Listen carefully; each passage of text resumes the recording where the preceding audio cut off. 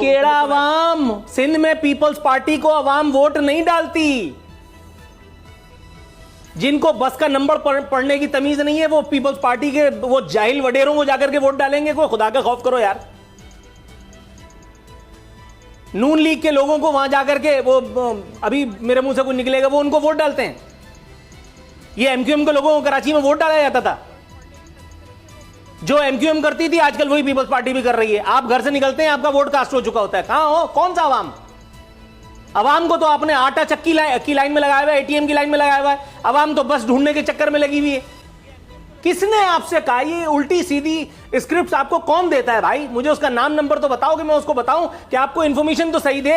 کراچی میں, پاکستان میں, سندھ میں, پنجاب میں عوام کا کوئی کیریکٹر نہیں ہے. عوام بس جوتے کھانے والی ایک مخلوق کا نام ہے, اینڈ دیٹس آل. اصل مال پانی یہی سب لوگ کر رہے ہیں جن کے بارے میں آپ بات کر رہے ہیں. معاف کرے, اب میرے منہ سے کوئی الٹی سیدھی باتیں نکلتی ہیں. پاکستان کی پالیٹکس تو یہی ہے